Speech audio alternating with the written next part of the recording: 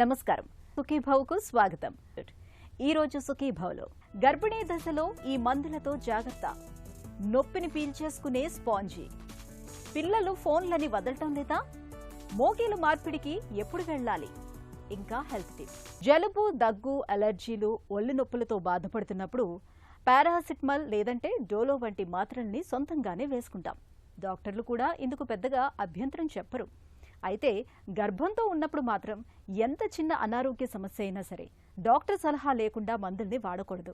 ఎందుకంటే కొన్ని రకాల మందులు తల్లి బిడ్డల ఆరోగ్యంపై నేరుగా ప్రభావం చూపిస్తాయి. గర్భంతో ఉన్నప్పుడు మందుల వాడకంలో ఎలాంటి జాగ్రత్తలు తీసుకోవాలో ఇప్పుడు తెలుసుకుందాం.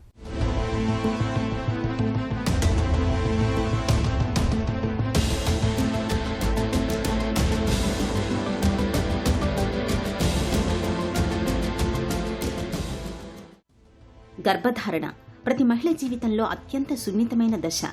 ఈ 9 నెలల కాలంలో గర్భంలో పెరుగుతున్న బిడ్డ ఆరోగ్యం పూర్తిగా తల్లి తీసుకునే ఆహారం, జీవనశైలిపై ఆధారపడి ఉంటుంది. అలాగే తల్లి వాడే మందులపైన కూడా ఆధారపడి ఉంటుంది.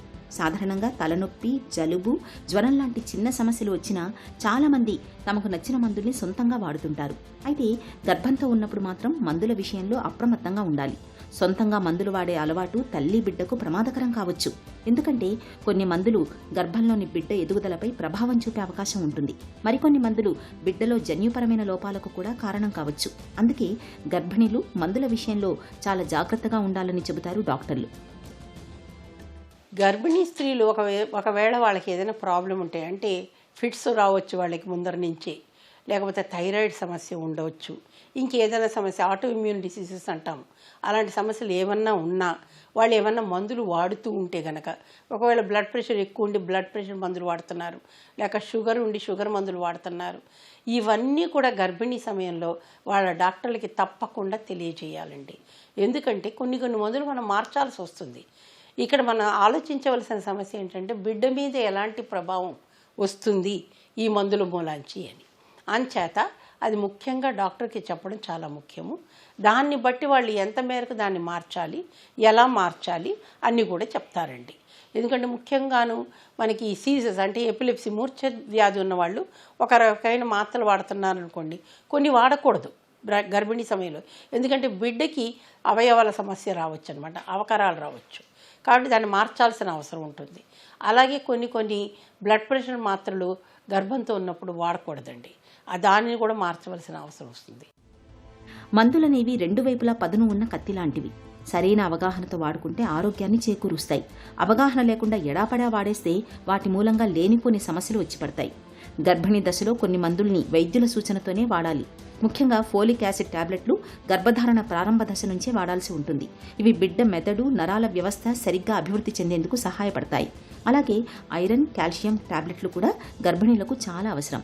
ఇవి తల్లిలో రక్తహీనత రాకుండా కాపాడడమే కాకుండా బిడ్డ ఎముకల ఎదుగుదలకు సహాయపడతాయి. కొన్ని సందర్భాలలో జ్వరం లేదా నొప్పి ఉన్నప్పుడు వైద్యులు సురక్షితమైన పారాసిటమాల్ వంటి మందులు సూచిస్తారు. జలుబు, వాంతులు, ఎసిడిటీ వంటి సమస్యలకు కూడా డాక్టర్ సూచించిన మందుల్ని మాత్రమే వాడుకోవాలి. ఇక్కడ ముఖ్యమైన విషయం ఏంటంటే గర్భిణీ దశలో ఏ మందునైనా సరే డాక్టర్ సలహా లేకుండా తీసుకోకూడదు. ఈ విషయాన్ని తప్పనిసరిగా గుర్తుంచుకోవాలి. యాంటీబయాటిక్స్ అన్నవి కూడా బయట ఏదో సమస్యతో వెళ్ళి గర్భంతో ఉన్నప్పుడు వేరే డాక్టర్కి తెలియకుండా, అంటే వాళ్ళకి చెప్పరనమాట నేను గర్భంతో ఉన్నానని చెప్పేసి, వాళ్ళు ఏదో ఇచ్చేస్తారు, వీళ్ళు వేసేసుకుంటారు, మా దగ్గరికి వస్తారు. దాంతో కూడా బిడ్డకు వచ్చే సమస్యలు పెరుగుతాయండి. కాబట్టి గర్భిణీ సమయంలో ఏ మందులు వాడినా కూడా ముఖ్యంగా మీరు ఎవరి దగ్గరికి వెళ్తున్నారో గర్భం గురించి ఆ డాక్టర్కి ఇవన్నీ కూడా తప్పనిసరిగా తెలియజేయాలి. ముఖ్యంగా పెయిన్ కిల్లర్స్ అన్నవి వాడకూడదండి. ఎందుకంటే పెయిన్ కిల్లర్స్ మామూలుగానే మనం ఎక్కువగా వాడితే వీడిని ఎన్ఎస్ఐడ్స్ అంటారండి. NSAIDs, non steroidal anti inflammatory drugs అంటారు. ఈ డ్రగ్స్ వాడినప్పుడు మనకు కూడాను మూత్రపిండాల మీద సమస్య వస్తుందండి, దాని మీద ఎఫెక్ట్ ఉంటుంది. ముఖ్యంగా గర్భిణీ సమయంలో వాడితే కనుక బిడ్డ మూత్రపిండాలు దెబ్బతినొచ్చండి. తర్వాత ఓవర్ ది కౌంటర్ వెళ్ళిపోయి నాకు దగ్గుంది, నాకు జలుబు ఉంది, నాకు లేకపోతే ఇక్కడ నొప్పి వచ్చింది, అక్కడ నొప్పి వచ్చిందని కెమిస్ట్ దగ్గరికి వెళ్ళి వాళ్ళే సొంతంగా మందులు వాడేస్తుంటారండి. అది కూడా వాడడం మంచిది కాదు. డాక్టర్కి తెలియకుండా గర్భిణీ సమయంలో ఏ మందులు కూడాను ఏ పేషెంట్ కూడా వాడకూడదు. గర్భిణీ దశలో కొన్ని రకాల మందులకు పూర్తిగా దూరంగా ఉండాలి. ముఖ్యంగా యాంటీబయాటిక్స్, హార్మోన్ మందులు, నొప్పి నివారణ మందులు బిడ్డ ఆరోగ్యంపై ప్రతికూల ప్రభావం చూపే అవకాశం ఉంటుంది. ఇంకా చర్మ వ్యాధులు, మొటిమలు లేదా బరువు తగ్గేందుకు ఉపయోగించే కొన్ని మందులు కూడా గర్భిణీలకు ప్రమాదకరం కావచ్చు. అలాగే డాక్టర్ సలహా లేకుండా హెర్బల్ మందులు, ఆయుర్వేద లేదా దేశీ మందులు కూడా తీసుకోవడం మంచిది కాదు. ఎందుకంటే వాటిలో ఉండే పదార్థాలు గర్భంలోని బిడ్డపై ఎలా ప్రభావం చూపుతాయో స్పష్టంగా తెలియకపోవచ్చు. గర్భిణీ సమయంలో వాళ్ళు ఫోలిక్ యాసిడ్ గర్భం వచ్చే ముందర నుంచి వేసుకోమంటారు. వచ్చినాక కూడా ఫోలిక్ యాసిడ్ కనీసం 4వ నెల వరకు వేసుకోవాలండి, తప్పనిసరిగా వేసుకోవాలి. దీంతో వాళ్ళకి బిడ్డకి అవకరాలు వచ్చే అవకాశాలను తగ్గించే అవకాశాలు ఉంటాయి. అలాగే ఐరన్, కాల్షియము, వైటమిన్ డి ఇస్తారండి, అవి కూడా తప్పకుండా వేసుకోవాలి. అది డెలివరీ అయ్యేంత వరకు వేసుకోవాలి. డెలివరీ అయినాక కూడా పాలిచ్చే సమయంలో కూడా ఇవి వేసుకోవడం చాలా ముఖ్యం. గర్భిణీ దశలో మందులు వాడేటప్పుడు కొన్ని ముఖ్యమైన జాగ్రత్తలు తప్పనిసరిగా పాటించాలి. మొదటగా ఏ సమస్య వచ్చినా ముందు వైద్యుణ్ణి సంప్రదించాలి. డాక్టర్ చెప్పిన మోతాదులో సమయానికి మందులు తీసుకోవాలి. ఇతరుల సూచనతో లేదా పాత ప్రిస్క్రిప్షన్ ఆధారంగా మందులు తీసుకోవడం ప్రమాదకరం. ఇప్పటికే ఏవైనా మందులు వాడుతున్నప్పుడు డాక్టర్కి తప్పనిసరిగా తెలియచేయాలి. వైద్యుల సూచనతో మందులు వాడితే తల్లి ఆరోగ్యంతో పాటు గర్భంలోని బిడ్డ ఎదుగుదల కూడా ఆరోగ్యంగా ఉంటుంది. హెల్త్ న్యూస్ మీకోసం.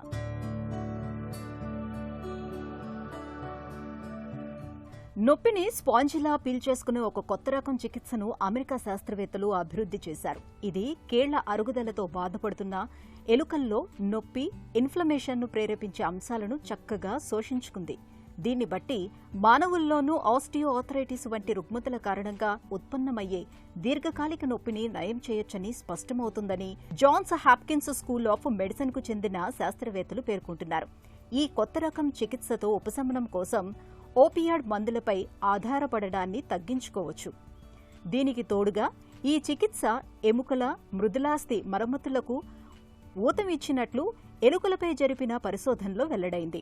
నొప్పిని స్పాంజిలా పీల్చుకునే ఈ చికిత్సకు SN101 అని పేరు పెట్టారు. ఇందుకోసం మానవ ప్లూరిపొటెంట్ మూల కణాలను ఉపయోగించారు. ఇవి శరీరంలో ఎలాంటి కణాలుగానైనా రూపాంతరం చెందగలవు. తాజా పరిశోధనలో ఇంద్రియ నాడీ కణాలు వృద్ధి చెందేలా ఈ మూల కణాలను శాస్త్రవేత్తలు తీర్చిదిద్దారు. ఎలుకలపై ప్రయోగించినప్పుడు ఈ న్యూరాన్లు ఇన్ఫ్లమేటరీ నొప్పి సంకేతాల పాలిట స్పాంజిలా పనిచేశాయి. నొప్పికి సంబంధించిన సంకేతాలు మెదడుకు వెళ్లి నొప్పి భావనను కలిగించడానికి ముందే వాటిని శోషించుకున్నాయి. సైద్ధాంతికంగా ఈ విధానం ఎలాంటి దీర్ఘకాలిక నొప్పిపైనైనా పనిచేయగలదని శాస్త్రవేత్తలు తెలియజేశారు. ప్రస్తుతం ఈ చికిత్సను ఆస్టియోఆర్థరైటిస్ పైనే పరీక్షించారు. త్వరలోనే మల్టిపుల్ స్క్లిరోసిస్, అల్జీమర్స్, పార్కిన్సన్స్ వంటి నాడీ క్షీణత వ్యాధులకు కూడా ఈ చికిత్స చేసేందుకు శాస్త్రవేత్తలు పరిశోధనలు చేస్తున్నారు. ఇవాళ పిల్లలు ఫోన్లతోనే కాలక్షేపం చేస్తున్నారు. గంటల తరబడి వీడియోలు చూస్తూ, గేమ్లాడుతూ కాలం గడిపేస్తున్నారు. పిల్లల్ని సముదాయించే ఓపిక లేక, వారితో గడిపేందుకు సమయం చిక్కక కొంతమంది తల్లిదండ్రులు చేజేతులా పిల్లల చేతుల్లో ఫోన్లను పెట్టేసి ఇతరాతర వ్యాపకాల్లో మునిగిపోతున్నారు. పొగ, మద్యం, డ్రగ్స్తో విపరిణామాలు ఉన్నట్లే సెల్ ఫోన్లకు అలవాటు పడటం వల్ల పిల్లలకు సమస్యల తాకిడి పెరుగుతుందని చెబుతారు నిపుణులు. ఈ నేపథ్యంలో పిల్లలు ఫోన్ల మీద ఎక్కువ సమయం గడపకుండా ఉండేందుకు ఏం చేయాలో, తల్లిదండ్రులు ఎలాంటి జాగ్రత్తలు తీసుకోవాలో ఇప్పుడు తెలుసుకుందాం.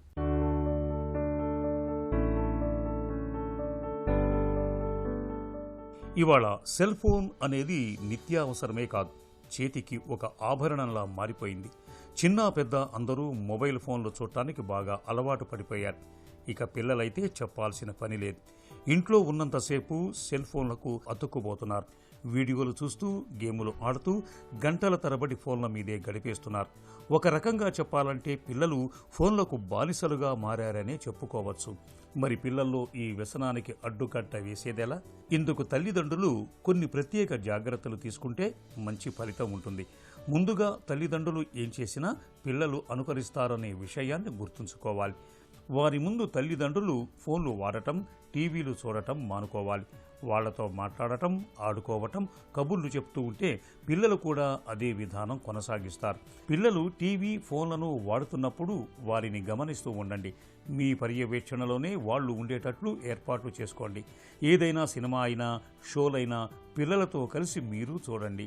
కేవలం వినోదం కోసం కార్టూన్ బొమ్మలు కాకుండా అందుబాటులో ఉన్న టెక్నాలజీని ఉపయోగించుకొని విజ్ఞానం అందించే విషయాలను పిల్లలకు తెలియజేయండి. నేటి తరం పిల్లలకు టెక్నాలజీ తల్లిదండ్రుల కంటే ఎక్కువగానే తెలుసు అని చెప్పాలి. అందువల్ల తల్లిదండ్రులకు ఏం తెలియదు అనుకుంటే పిల్లలు తప్పులు చేసేందుకు అవకాశాలు ఎక్కువగా ఉంటాయి. అందువల్ల పిల్లలతో పాటు తల్లిదండ్రులు టెక్నాలజీ గురించి ఎక్కువగా తెలుసుకోవాలి. పిల్లలకు ప్రతి విషయం గురించి తెలుసుకుని చెప్పాలి. మనలో కొంతమంది తల్లిదండ్రులు పిల్లలు కాస్త అల్లరి చేయగానే ఏడుపు ఆపటానికి ఫోన్ ఇస్తుంటారు. దీన్ని ఆసరాగా చేసుకుని పిల్లల్లో ఏడ్చి మరీ ఫోన్ తీసుకోవాలనే ఆలోచన ధోరణి పెరుగుతుంది. ఇది ఎంతమాత్రం మంచిది కాదు. పిల్లలు ఏడ్చినా అలిగినా వారికి ఏం కావాలో అడిగి తెలుసుకోవాలి. వారితో కాసేపు ప్రేమగా మాట్లాడాలి. ఎలక్ట్రానిక్ వస్తువులు వాడుకునేందుకు ఒక నిర్ణీత సమయాన్ని కేటాయించుకోండి. ఇంట్లో అందరూ ఆ సమయంలో తమ తమ పనులు పూర్తి చేసుకోవాలనే నిబంధన పెట్టండి. ఆ తర్వాత అందరూ కలిసి ఉండేలా ప్రణాళికను సిద్ధం చేసుకోండి. ఇలా తరచూ చేస్తూ ఉంటే పిల్లలకు ఒక పద్ధతి ప్రకారం అన్ని పనులు చేసుకునే విధానం అలవడుతుంది.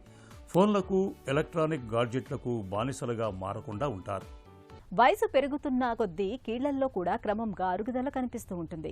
ముఖ్యంగా మన కదలికలకు మూలమైన మోకీళ్లు అరిగిపోవడంతో పాటు వాటిలో గుజ్జు కూడా క్రమంగా తగ్గిపోతూ వస్తుంది. ఫలితంగా చాలా మందికి మోకాళ్ల నొప్పులు మొదలైపోతూ ఉంటాయి. ఇలాంటప్పుడు పోటెత్తే మోకాళ్ల నొప్పులను తట్టుకునేందుకు మందులు, వ్యాయామాలు, పెయిన్ కిల్లర్స్, అవసరమైతే మోకాలి చిప్పల్లోకి ఇచ్చే ఇంజెక్షన్లు, చివరికి మోకీలు మార్పిడి దాకా వెళ్లాల్సి ఉంటుంది. ఈ నేపథ్యంలో మోకాళ్ల నొప్పులు, మోకీలు మార్పిడి ఆపరేషన్ గురించిన పూర్తి వివరాల్ని డాక్టర్ని అడిగి ఇప్పుడు తెలుసుకుందాం.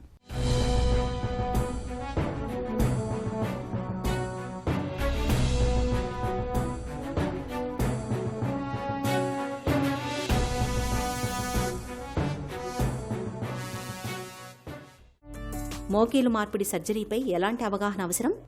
కీళ్ళ మార్పిడి గురించి చాలామంది చాలా అపోహలు ఉంటాయి. కీళ్ళు అంటే ఇప్పుడు అరిగిపోయిన దానికి అంతా మొత్తం కీళ్ళంతా మార్చేస్తారా అని చాలామంది అడుగుతారు. కీళ్ళు అంటే మొత్తం బాడీలో ఉన్నటువంటి మోకాలంతా తీసివేసేస్తారా అన్నట్టు.